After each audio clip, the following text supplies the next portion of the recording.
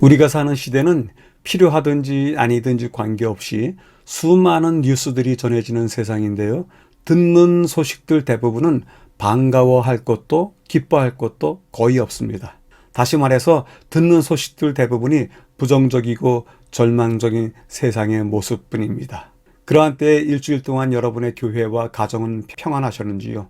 혹 어떤 좋은 소식이 있었는지요?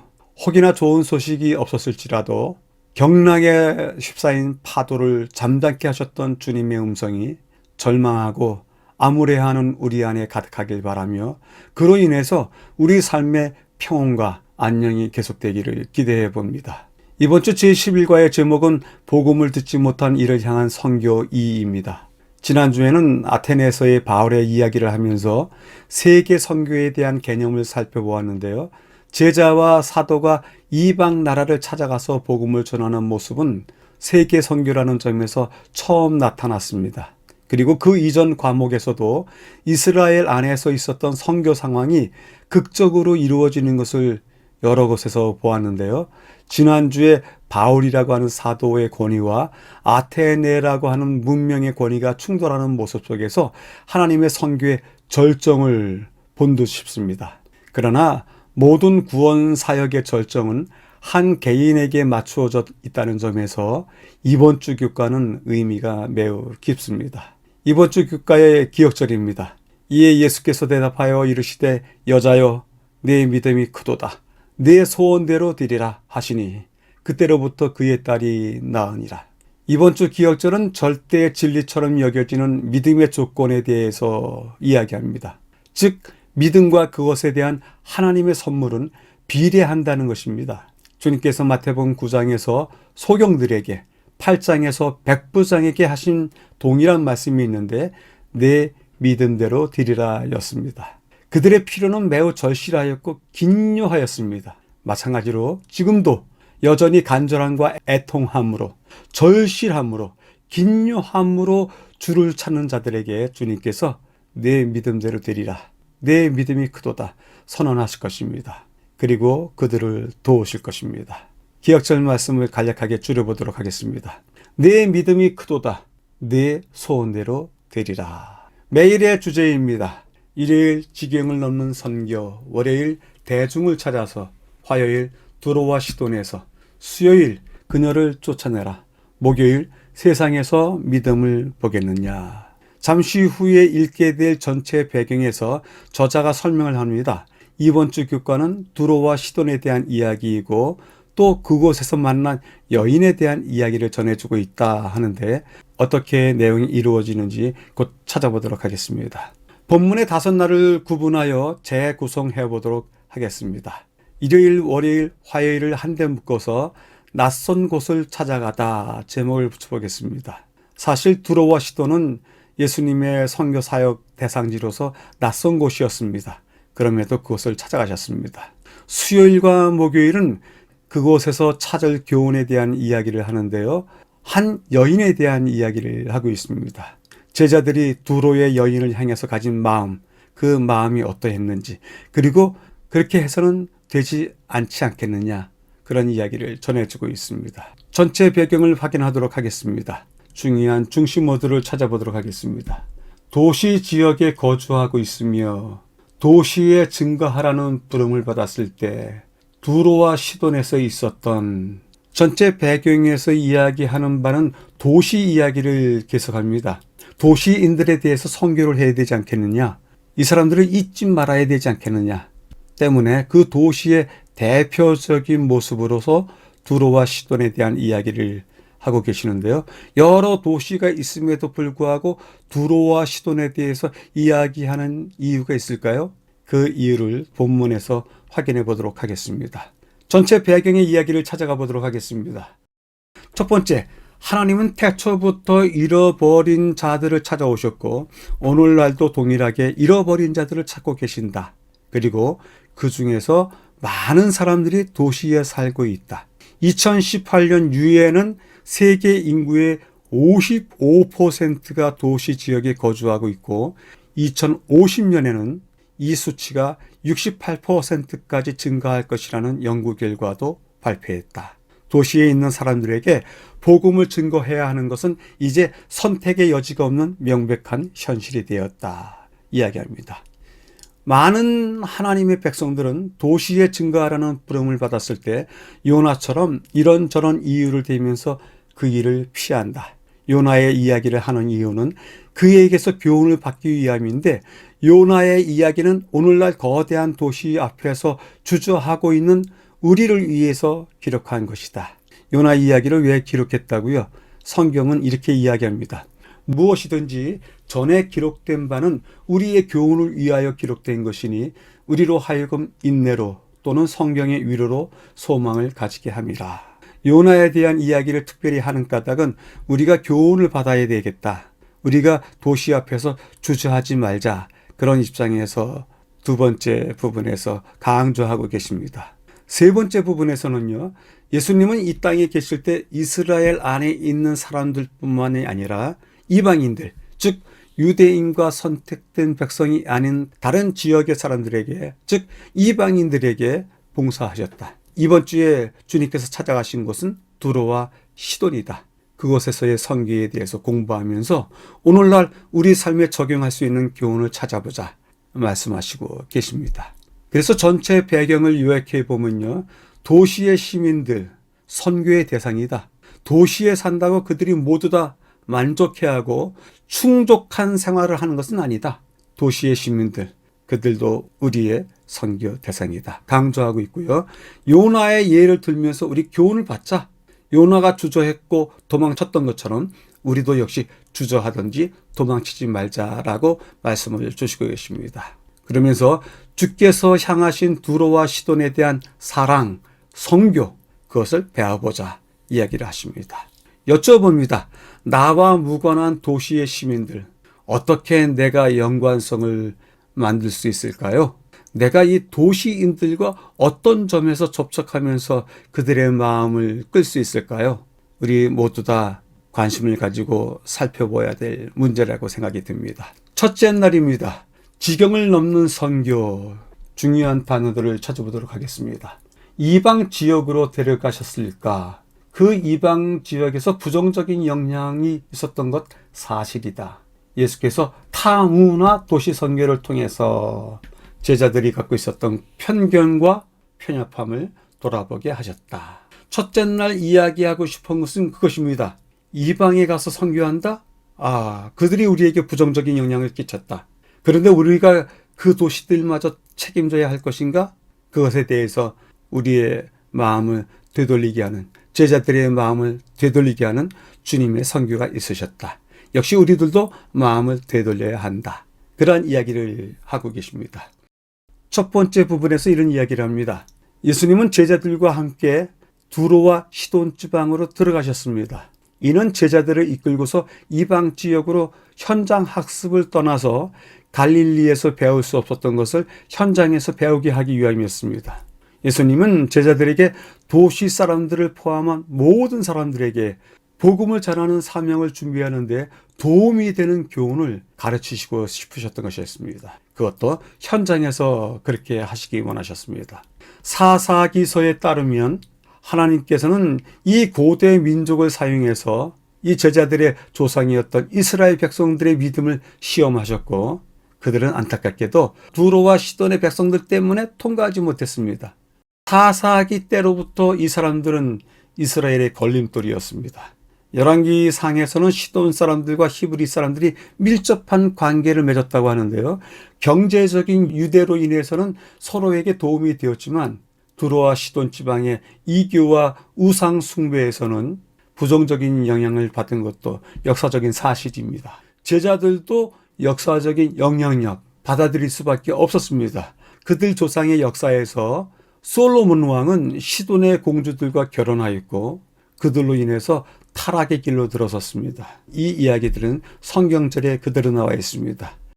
그들의 딸들을 맞아 아내로 삼으며 자기 딸들을 그들의 아들들에게 주고 또 그들의 신들을 섬겼더라. 페니키아 지역에서 그들 조상들이 이렇게 살았습니다. 더더욱 이는 시돈 사람의 여신 아스다라스를 따르고 암몬 사람의 가증한 밀곰을 따름이라 라고 하면서 솔로몬이 결혼함으로써 가져왔던 충격적인 결과들에 대해서 이야기를 하고 있습니다.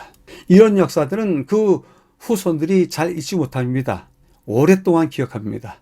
악 영향에 대한 부정적인 마음이 있었던 것이었습니다. 그런데 이 이교와 숭배의 역사, 그것이 이스라엘에 끼친 부정적인 영향이 있음에도 불구하고 예수님은 제자들을 그곳으로 데려가셨습니다. 예수님께서는 타문화 도시 선교를 통해서 제자들이 갖고 있었던 편견과 편협함 돌아보게 하시고 세상 모든 문화와 이방인들을 향한 도시 선교가 어떤 모습이어야 하는지에 대한 모범을 보이셨습니다. 재림교회의 도시 선교사들 역시 건강과 환경, 생활비, 인종차별, 편견, 민족주의, 종교와 표현의 자유의 제약을 받고 있고 복잡하고 다양한 문제들에 직면해 있지만 장애물들에도 불구하고 도시 선교를 위해서 일하고 있으며 또 앞으로 그 일은 계속되어야 하는 것입니다. 때문에 교훈은 다음과 같은 말씀을 하십니다. 도시 선교 사업을 생각할 때 거기에는 적당한 집회 장소가 있어야 할 것이며 그곳에서 전도회에 흥미를 가진 자들을 모아서 가르쳐야 한다. 반드시 해야 할 이 일을 너무 보잘것없이 함으로 사람들의 마음 가운데 나쁜 인상을 주게 된다. 모든 일의 진리의 주가 되신 하나님을 영원하게 증거하고 새 천사의 기별의 중요성과 거룩함을 올바로 나타내야 한다. 도시 선교 사업에 있어서의 하나님을 영화롭게 증거하는 것, 그리고 새 천사의 기별의 중요성과 거룩함을 올바로 나타내야 하는 것, 그것이 이 시대 백성들의 사명이라고 말씀을 하시고 계십니다. 첫째 날을 요약해 보도록 하겠습니다. 선교 현장에 대한 실습, 그것을 통해서 사명을 준비하기 위해서 두로와 시돈에 들어가셨다. 백성들의 마음속에 악 영향이 여전히 남아 있었지만 경제적인 상호 간의 호혜가 있었기 때문에 좋았다. 그럼에도 불구하고 역사는 언제든지 좋은 관계로만 유지되지 않는다. 상대방의 종교와 문화를 차용해 옴으로써 나라에 큰 나쁜 결과 있었던 역사가 있다. 그렇기 때문에 그때로부터 생겼던 편견, 편협함 있었다. 이제는 그것을 자각해야 되지 않는가? 그래서 상황에 직면한 난제들을 배우면서 해결해 나가는 방법들을 배우면서 선교에 임해야 될 것이다. 그것이 첫째 날 요약입니다. 여쭈어봅니다. 이국 선교에 대한 관심을 가져본 적이 있는가? 다른 나라에 대한 선교, 평생에 한 번 할 수 있을까요? 그럼에도 불구하고 우리가 이국 선교에 대한 관심을 가져보게 되길 바라고, 이국에서의 생활을 통한 선교가 어렵다면 이 땅에 들어와 있는 이방인들, 그들을 향한 선교에 관심을 가지면 되지 않을까 생각해 보게 됩니다. 둘째 날입니다. 대중을 찾아서 중요한 단어들을 찾아보도록 하겠습니다. 살던 무리들에게 연민을 느끼셨다. 타문화 선교 여행이었다. 그리고 두로와 시돈의 고대 도성이라는 이런 단어들이 보입니다. 본문을 확인해 보도록 하겠습니다. 첫 번째 부분에서 하는 이야기입니다. 우리 주변 안팎으로 도전이 있지만 예수님은 도시를 향한 선교에 대해서 동참하라고 부르신다. 우리가 어디에 있든지 어디로 향하든지 관계없이 일단은 대중을 향한 선교가 무엇인지 가르치고 싶으셨다. 예수님께서는 그 당시 도시에 살던 무리들, 그 대중들의 연민을 느끼셨다. 우리와 동일하게 한 도시에 살고 있는 사람이기 때문에 아무런 관심도 없이 너는 너의 삶을, 나는 나의 삶을 살아간다, 이렇게 생각할 수 있는데요. 우리와 함께 살고 있는 도시민들, 그 무리들에 대한 연민을 가져야 되지 않을까 생각을 하게 되는데요. 주님께서는 예루살렘을 향해서 우시면서 말씀하시는 적도 있습니다. 누가복음 19장에 이렇게 말씀하시는데요. 우리는 얼굴 없는 군중까지 기억하시면서 사랑하시는 예수님의 그 사랑에 대해서 잘 이해하지 못합니다. 마태복음 9장 38절에 다음과 같은 성경 말씀이 있습니다. 그러므로 추수하는 주인에게 청하여 추수할 일꾼들을 보내어 주소서 하라 하시니, 이 말씀 속에서 추수해야 될 일꾼들로서 가야 될 곳에 대해서 연민을 느끼고 있는가? 아니면 주님의 마음처럼 그러한 동일한 마음을 가지고 있는가? 이것 때문에 기도해야 하지 않겠는가? 하는 말씀을 읽을 수가 있습니다. 두 번째 부분을 시작하면서 확인해 봐야 될 성경 구절이 있는데요. 갈릴리와 데가볼리와 예루살렘과 유대와 요단강 건너편에서 허다한 무리가 쫓으니라. 이 말씀은 둘째 날에서 인용하는 말씀입니다. 그런데 어떤 분들이 이렇게 말씀하실 수도 있어요. 누가복음 6장 17절에 보니까 예수의 말씀도 듣고 병고침을 얻으려고 유대 사방과 예루살렘과 및 두로와 시돈의 해안으로부터 온 많은 백성도 있더라. 이 성경 말씀이 있는데 똑같은 두 성경 말씀인데 한 군데에서는 두로와 시돈의 이야기가 빠져 있고 한 군데에서는 그것이 있고 한데 이거 같은 것을 이야기하는 것이 아닙니까? 이렇게 질문할 수 있습니다. 지금 둘째 날에 쓴 성경절은 위의 것입니다. 근데 위의 것은 예수님의 초기 봉사 중에서 아주 이른 시기에 있었던 것입니다. 그 이른 시기에 갈릴리와 데가볼리와 예루살렘과 유다와 요단강 건너편에 있는 허다한 무리들이 쫓아왔습니다. 그러나 주님께서 공생에 한창이실 동안에 두로와 시돈에서도 예수님의 소식을 듣고서 누가복음 6장 17절에 사건이 일어나는 것입니다. 마태복음 4장에서 읽은 것처럼 사마리아 외에 또 한 지역 두로와 시돈, 여기가 예수님의 초기 봉사에서 제외됐던 것이다. 이제 왜 두로와 시돈을 찾아갔는지에 대한 이해가 되시죠? 세 번째 부분은 어떤 이야기를 또 하시는지 보도록 하겠습니다. 극과 본문에 잘 되어 있기 때문에 그것을 읽도록 하겠습니다. 바리새인들과의 충돌이 있은 후에 예수께서는 가버나움을 떠나 갈릴리 바다를 건너 다시 베니게 변경이 있는 언덕의 한 마을로 가셨다. 예수께서 서쪽을 바라보시니 거기에 이교의 신전과 장대한 궁전과 상업시장과 선박으로 가득 차 있는 항구들이 늘어선 두로와 시돈의 고대 도성이 눈아래 평지에 펼쳐져 있었다. 베니게, 역사책에는 페니키아라고 나와 있는데 이 베니게 변경에 있는 언덕의 한 마을로 가셨다. 두로와 시돈으로 가신 것입니다. 그분의 타문화 선교의 첫 발걸음 두로와 시돈으로 향하셨는데요. 그것에 대한 교훈을 읽도록 하겠습니다. 국내에서나 국외에서나 선교 사업에 종사하기로 마음먹은 자들은 주의 이름으로 전진하여야 한다.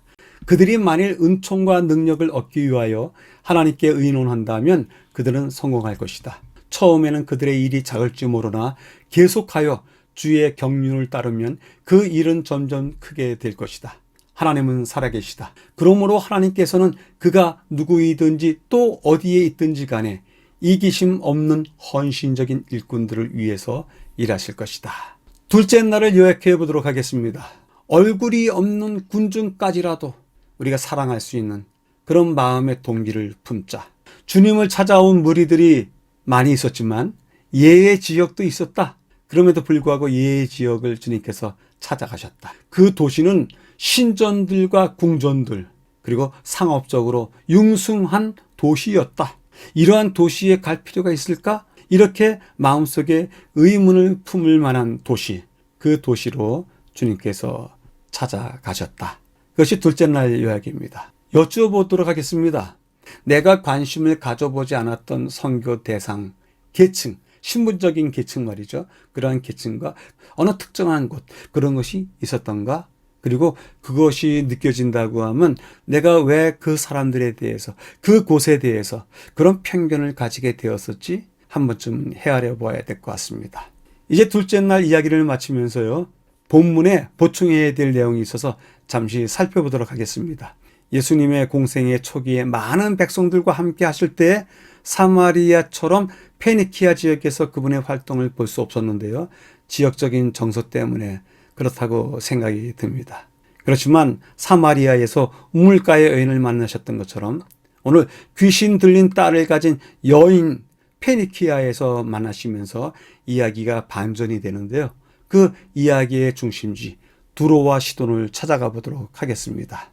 이 지도의 모습이 유대 땅, 하나님의 이스라엘, 그곳의 지도입니다. 뚜렷하지 않기 때문에 중간에 있는 두 군데를 먼저 살펴보면 됩니다. 위에가 갈릴리이고요. 밑에가 사해입니다. 사해 옆에 빨간 표시해 놓은 것이 예루살렘입니다. 그리고요, 그 예루살렘이 있고 사해와 갈릴리를 연결하는 강이 있는데요. 요단강입니다. 그 요단강을 중심으로 해서요, 중부 지역에 왼쪽에 사마리아가 있고 오른쪽에 데가볼리가 있습니다. 데가볼리라고 하는 것은 데가, 열이라고 하는 뜻이고요. 볼리, 도시라는 것입니다. 저쪽 지역에 아주 유명한 열 도시가 있었습니다. 그래서 그 열 도시를 함께 합쳐서 데가볼리 이렇게 부릅니다. 우리가 오늘 찾아가야 될 곳은 그 갈릴리 위쪽입니다. 그 갈릴리 위쪽을 갖다가 페니키아 지역이라고 하는데요. 페니키아 지역이 사실은 넓습니다. 그러나 두로와 시돈을 알려드리기 위해서 페니키아 지역을 조그맣게 표시했는데요. 저곳에 바로 두로와 시돈이 있었습니다. 시돈서부터 찾아가 보도록 하겠습니다. 이곳이 시돈인데요. 상당히 멋있는 해안 성벽이 있는 곳이 시돈입니다. 항구였습니다. 고대 항구로서 아주 유명한 항구였는데요. 레바논의 백향목을 실어 나르던 항구, 상품들을 실어 나르는, 그래서 지중해 각지로 흩어보내는 역할을 했던 항구가 시돈입니다. 두로와 시돈은 매우 유명한 항구 지역이었습니다. 이 시돈 지역에 있었던 성벽의 모습인데요. 매우 견고합니다. 신전유적인데요. 신의 이름이 아슈문 신이었습니다. 지금도 이렇게 커다랗게 남아있는데요. 아마 당대에는 더 화려하고 아름답지 않았을까, 든든한 모습으로 그 도시민들을 사로잡지 않았을까 생각하게 됩니다. 유럽인들이 여전히 제일 좋아하는 휴양지로 삼고 있는 도시가 두로인데요. 과거에 있었던 두로의 모습 보시고 계신데요. 참 멋진 성이었습니다. 그렇지만 내륙의 도시와 함께 연결되어서 지금은 이렇게 변해 있습니다. 지도를 펴놓고서 두로 입력을 하시면요, 용머리처럼 생긴 두로의 모습을 이렇게 볼 수 있습니다. 위성사진으로도 특이하게 보이는데요. 도시 자체가 아름답습니다. 세계적인 휴양도시 맞습니다. 여기에 과거의 두로의 모습이 지금도 생생하게 남아 있습니다. 로마 제국 시대의 모습을 보시고 계십니다. 여전히 개선문이 남아 있고요. 그리고 그 화려한 도시 때문에 로마식 휴양 도시의 길에 세워져 있던 석주 모습들을 보시고 계십니다. 얼마나 화려했을까요? 위용을 자랑했을까요? 이러한 석주들이 아직 많은 곳에 남아있는 것은 아닙니다. 과거의 로마의 영광이 화려했던 곳에서만 남아있지 로마가 지배했던 모든 곳에 남아있는 것은 아닌데요. 이 두로에 이런 모습이 남아 있습니다. 해안가에 휴양 도시로서의 건물들이 지어져 있었을지 추측해 보게 합니다. 실제로 많은 상점들이 있었던 지역도 여전히 보존되어 있습니다. 더더욱 이 도시에 가면 볼만한 것이 하나 더 있는데요. 히포드롬이라고 하는 것입니다. 전차 경주하는 곳을 히포드롬이라고 하는데 로마인들이 얼마나 사랑했는지를 알 수가 있습니다. 본무석이 여전히 남아 있습니다. 이것에 가면은 함성이 들릴 듯합니다. 그리고 히포드롬을 둘러싼 성벽의 두터움과 화려했었을 도시의 거리를 연상시키는 유적들이 여전히 남아 있습니다. 이 두로와 시돈에서 있었던 이야기, 그 이야기의 주인공 한 여인의 이야기가 셋째 날에 시작이 됩니다. 셋째 날의 기억절이 그것입니다. 가나안 여자 하나가 그 직경에서 나와서 소리질러 가로되, 그렇게 시작합니다. 두로와 시돈에서 들렸던 한 여인의 소리지름, 그 소리지름을 기억하면서 상상하면서 공부해야 되지 않을까 생각이 드는데요. 중요한 단어들을 찾아보도록 하겠습니다. 가나안 연인, 유대 민족의 걸림돌, 그리고 간청하는 한 사람으로서의 어머니, 한 사람 어머니. 셋째 날 이야기는 민족의 시각으로서 한 여인을 바라볼 수도 있지만 여전히 귀신 들린 한 딸을 가지고 있는 한 아이의 어머니로서의 그 여인에 대한 관점도 필요하다. 여러분들은 어느 관점에서 이 여인을 살펴보실까요? 유대 민족적인 시각일까요? 아니면 한 아이의 어머니로서의 한 여인을 여러분들이 기대할까요?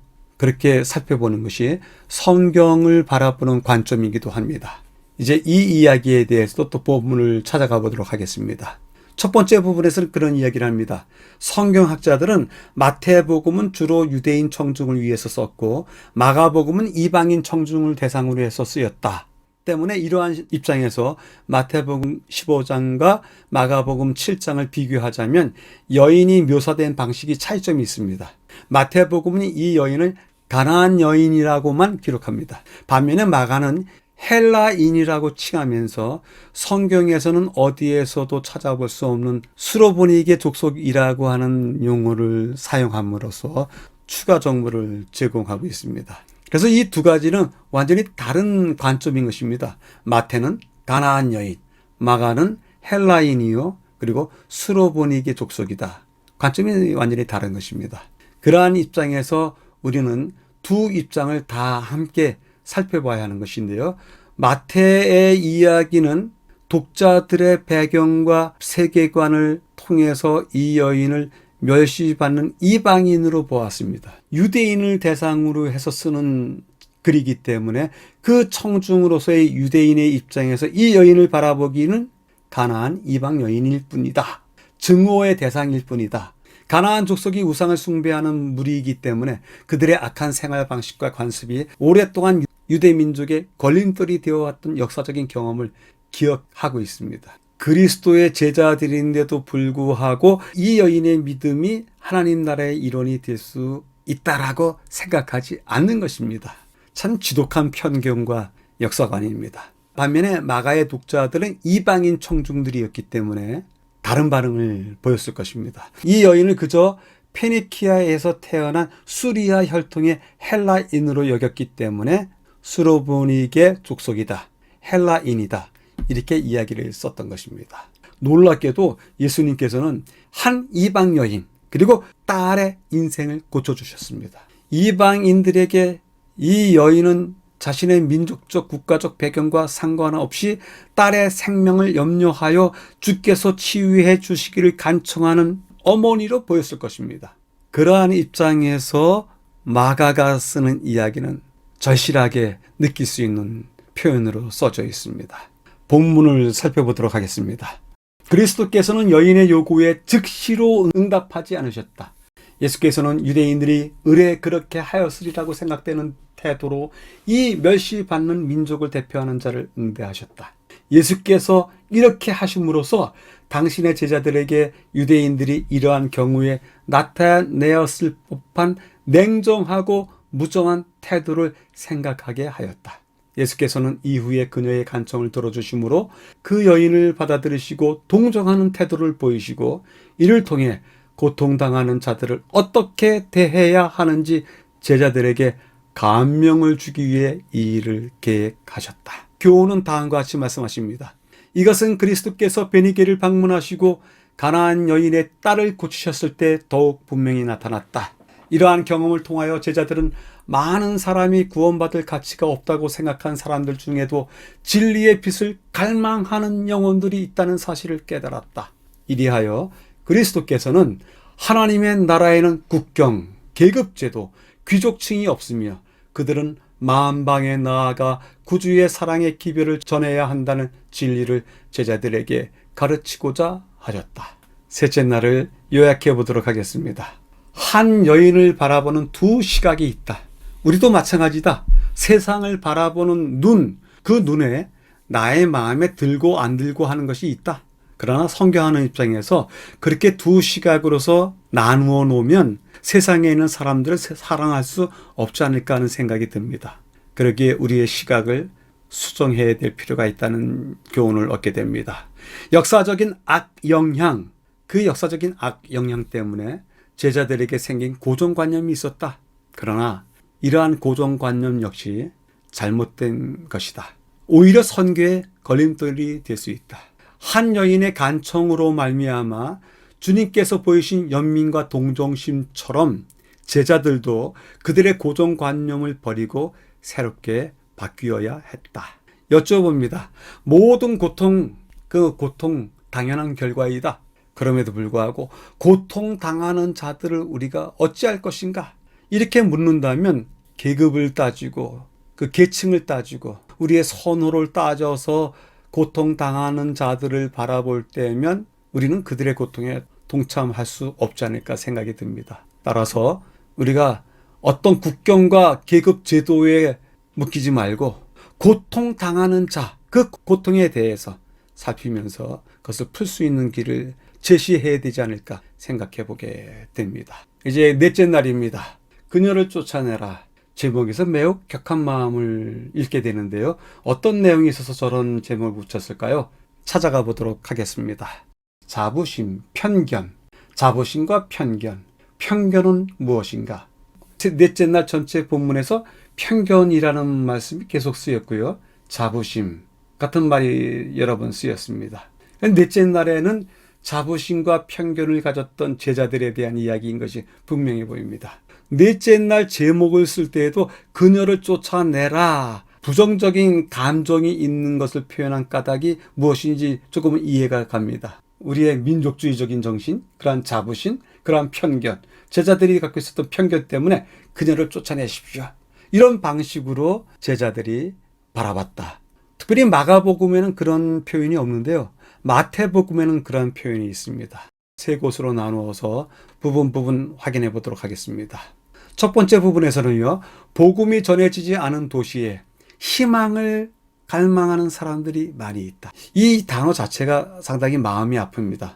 왜냐하면 도시에 대한 희망이 아니라 도시에서의 삶에서 지쳐있고 패배해 있기 때문에 다른 희망을 갈망하고 있지 않는가라고 하는 생각을 할 때면 희망을 갈망하는 사람들, 표현 자체가 매우 슬픈 표현인 것 같습니다. 예수님 시대에 하나님의 백성이 두로와 시돈 같은 이방 도시에서 메시아의 희망을 전하지 못한 이유가 있었다. 무엇일까? 그것은 민족주의, 그리고 자부심, 편견, 그런 것들이 그들 가까이에 있으면서도 그들에게 예수님의 초림에 대한 소망을 전해주지 않았다. 바라보지 못하게 되었다. 전하지 않았기 때문에 그 소망을 바라보지 못했던 것입니다. 오늘날에도 도시에 주님께서 당신의 백성들이 재림의 복된 소망을 받기를 원하는 사람들이 많이 있음에도 불구하고 그들이 국적이나 인종 때문에 듣지 못하는 경우가 있다. 국적이나 인종에 상관하지 말고 모두에게 주님 재림의 복된 소망을 전하자. 권면해 주시고 계시고요. 두 번째 부분에서는 사도행전에 대한 이야기를 가운데 끼워 넣었는데요. 사도행전 10장에 무슨 얘기가 있었습니까? 베드로가 점심때쯤에 환상을 보게 되는데요. 부정한 동물들과 새들로 가득 찬 식탁보가 내려오고 환상 속에서 그것을 먹으라 라고 하는 명령을 3번씩이나 듣게 됩니다. 이것은 하나님께서 이방인에 대한 베드로의 자기 민족적인 자부심, 그리고 이방인들에 대한 지독한 편견을 깨트리기 위해서 환상을 주신 거였습니다. 베드로가 결국 이 진리를 깨달았습니다. 베드로가 하는 이야기가 있죠. 베드로가 입을 열어 말하되 내가 참으로 하나님은 사람의 외모를 보지 아니하시고 각 나라 중 하나님을 경외하며 의를 행하는 사람은 다 받으시는 줄 깨달았도다. 그 이야기가 마찬가지입니다. 두로의 여인도 이 보자기에 담긴 부정한 동물, 이방인으로서 그렇게 생각할 수 있습니다. 새들처럼 부정한 새들, 그렇게 생각할 수 있습니다. 그러나 이제 두로의 한 여성 이야기를 통해서 우리는 그러한 생각을 버려야 하는 것입니다. 다음과 같은 질문을 해보면 어떨까요? 제자들은 베드로의 환상과 연결할 수 있는 어떤 교훈을 스스로 얻었을까? 오늘날 도시를 향한 하나님의 선교를 마지막 때의 부르심이라고 생각하면서 우리가 적용하고자 노력했던가? 도시 사람들의 필요를 보지 못하게 하는 어떤 편견이 우리들에게 있었는가? 이런 방식의 여러 가지 질문을 해볼 수 있습니다. 도시를 향한 우리의 사명에 대한 이해를 넓히고 편견과 민족주의, 영적인 교만에서 기꺼이 물러서는 어떤 계기를 마련해야 되지 않겠는가? 그것에 대해서 우리가 우리 스스로에게 질문해 봐야 되지 않겠는가? 세 번째 부분에서는 이야기를 주시고 계십니다. 예수님께서는 하나님의 위대한 구원 계획이 온 인류를 위한 것임을 인내심을 가지시고 가르치셨습니다. 하나님의 구원은 온 인류를 위한 것이다. 이제는 우리가 성령께서 도시 선교를 완수할 수 있도록 우리의 편견과 성향을 극복하도록 도와주실 것이다 하는 또 다른 계획에 대해서 우리가 받아들여야 될 것 같습니다. 넷째 날을 마치면서 넷째 날의 제목이 어디서 나왔을까 하는 것을 마태복음 15장 23절에서 찾아볼 수 있는데요. 그 성경절이 그것입니다. 예수는 한 말씀도 대답지 아니하시니 제자들이 와서 청하여 말하되 그 여자가 우리 뒤에서 소리를 지르오니 보내소서, 소리를 지르오니 보내소서 하는 그들의 요청이 바로 주님, 그녀를 쫓아내십시오, 이렇게 들리는 듯 싶어서 저자가 넷째 날의 제목을 그렇게 붙인 듯 싶습니다. 교훈을 살펴보도록 하겠습니다. 베니게의 여인은 믿음으로 유대인과 이방인 사이에 쌓인 장벽을 향하여 돌진하였다. 그에게 의심을 일으키게 하였을지도 모를 겉모습에 상관하지 않고 낙심을 떨쳐버리고 구주의 사랑을 신뢰하였다. 그리스도께서는 우리가 당신을 이같이 신뢰하기를 바라신다. 구원의 축복은 각 사람을 위한 것이다. 복음으로 말미암아 그리스도 안에서 약속에 참여하는 자가 되지 못하게 막을 수 있는 것은 자신의 선택밖에는 아무것도 없다. 넷째 날을 요약해 보겠습니다. 도시민의 갈망, 주님에 대한 신앙 고대하고 있다. 그럼에도 불구하고 많은 사람들이 자기 자신의 종교적인 자부심과 편견으로 다른 사람들을 대할 때가 있다. 그러나 하나님은 자부심과 편견으로 사람을 평가하지 아니하시고 그 마음의 순수함과 진정성으로 사람을 평가하시는 분이시다. 때문에 우리 모두가 영적인 교만과 편견으로부터 벗어날 수 있는 대응 방법을 가지고 극복해야 되지 않겠는가 이야기를 하시고 계십니다. 때문에 여쭤보겠습니다. 우리 안에 자부심이 있던가? 괜찮다. 근데 이 자부심을 긍정적으로 살려서 타인에게도, 다른 사람에게도, 이방인에게도 그가 믿음으로 자부심을 가질 수 있도록, 자존감을 높일 수 있도록 살릴 수 있게 하는 방법은 없을까? 여쭤보게 됩니다. 이제는 다섯째 날입니다. 세상에서 믿음을 보겠느냐? 아주 중요한 질문을 하시는 것 같은데요. 확인해 보도록 하겠습니다. 빛나는 믿음을 찾고 계신다. 어두운 세상에서 빛나는 믿음. 두 번째도 빛나는 믿음. 세 번째, 예상치 못한 곳에서 그러한 믿음을 발견하게 된다. 다섯째 날에 주시는 제목이 세상에서 믿음을 보겠느냐 했는데 그 대답으로서 예상치 못한 곳에 빛나는 믿음이 있습니다. 이렇게 대답하고 있습니다. 찾아가 보도록 하겠습니다. 누가복음 18장 8절에서 예수님께서는 비유를 말씀하신 후에 물어보신다. 그러나 인자가 올 때 세상에서 믿음을 보겠느냐? 인자가 볼 믿음. 그 믿음이 어떤 믿음일까? 첫 번째 부분에서는 어두운 세상 가운데서 빛나는 믿음. 멋있는 표현을 쓴 것 같습니다. 이 세상이 어둡습니다. 그러나 곳곳에서 반짝반짝 빛나는 믿음들이 있습니다. 그것이 세상을 환하게 하고 그러한 불빛이 하나님에 대한 믿음이 무엇인지를 보여주는 모습인데 불빛처럼 빛나는 믿음들이 이곳저곳에서 보이지 않는가. 이제 마태복음 8장과 마가복음 2장과 누가복음 18장을 살펴봐라. 그것에 뭐가 있다? 믿음이 적은 자들이 아니라 어두운 도시에서 빛났던 믿음을 가졌던 사람들 있다. 가버나움에서 예수님은 몇몇 사람의 믿음을 칭찬하셨다. 8장에서 회심한 이교도 백부장의 큰 믿음을 보았고 9장에서 중풍병자 친구들에 대한 믿음을 보았고 마가복음 10장에서는 이전에 눈먼 자였으나 이제는 믿음의 빛으로 여리고를 밝게 비춰주고 있는 바디메오가 있었다. 반면에 다음과 같은 말씀도 하십니다.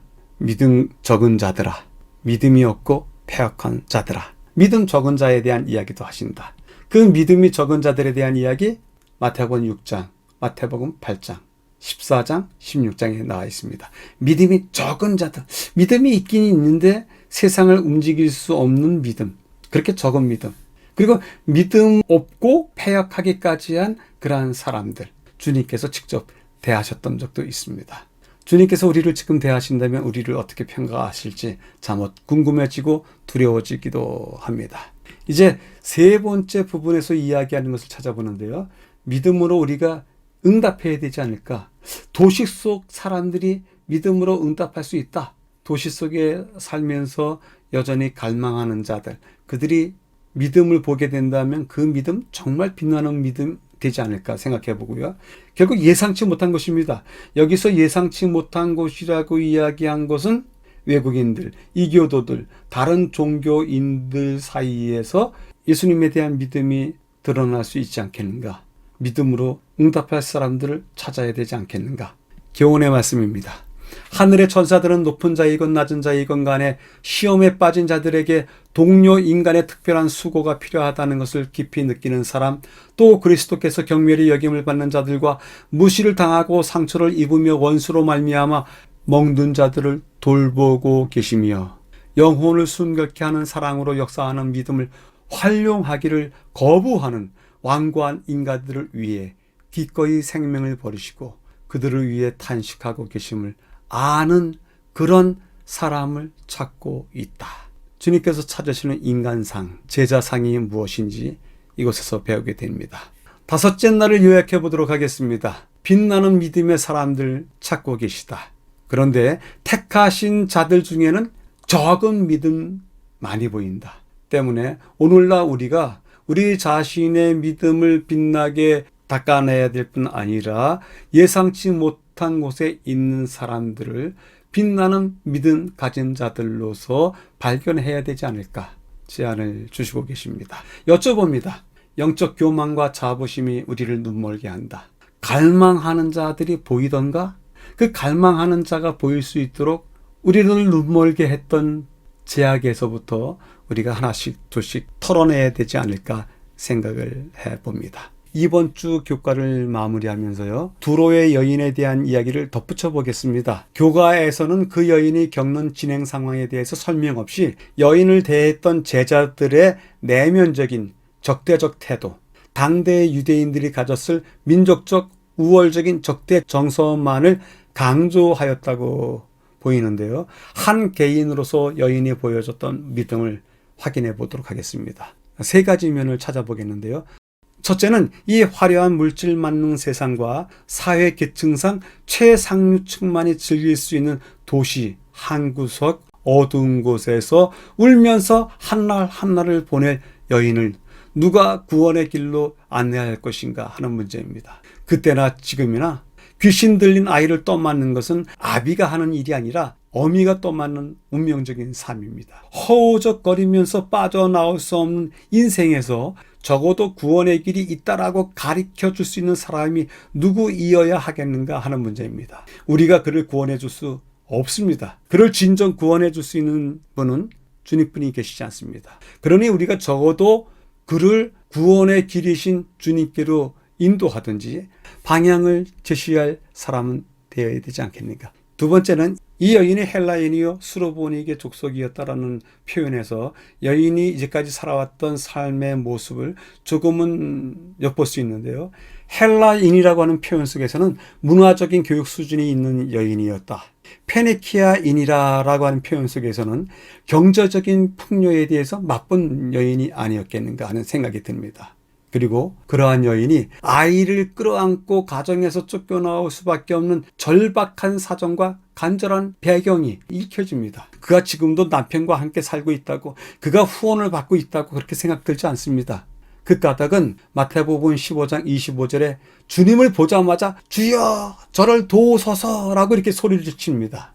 이제까지 도움을 받던지 남편의 도움을 받던지 아니면 친인척의 도움을 받던지 아니면 누군가의 도움을 받았다면 이렇게 소리치지 않았을 것 같습니다. 그리고 그가 자녀의 떡을 취하여 개들에게 던짐이 마땅치 아니하다 라고 하시는 주님의 말씀에도 주여 옳습니다마는 개들도 주인의 상에서 떨어지는 부스러기를 먹나이다 라고 고백하는 소리를 들을 때면 이 여인의 절박함, 이 여인이 매일같이 긴장 속에서 살아가는 모습을 보게 됩니다. 수로보니게 족속으로서 헬라인이 개들도 주인의 상에서 떨어지는 부스러기를 먹습니다 라고 하는 소리를 고백할 정도이면 이건 수치스러운 고백입니다.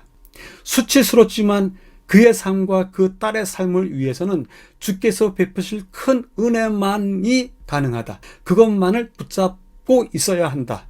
그것만큼은 붙잡아야 된다고 하는 생각이 이 여인 마음 가득하게 있었던 것입니다. 때문에 주님께서 그 여인에게 믿음이 크다고 선언하시고 계십니다. 그런데도 불구하고 이런 상황 속에서 제자들은 그녀를 돌려보내소서 거침없이 그런 소리를 하고 있습니다. 참으로 부끄러운 소리가 아닐 수 없습니다. 세 번째 이야기는요. 구원은 이미 예수님과 여인이 함께 한 공간을 떠나서 집에 혼자 머물러 누워있는 딸에게 임하고 있다는 것입니다.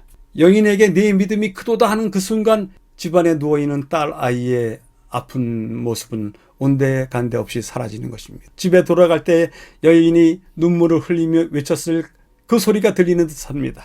세상에 한 날로 이렇게 격한 감격을 누린 날은 없었다라고 하는 고백과 그 고백에 대한 찬양이 그가 뛰쳐가면서 발을 내딛는 그 땅을 이 세상에서 가장 밝은 장소로 영광스러운 장소로 바꾸게 하지 않았을까 생각이 듭니다.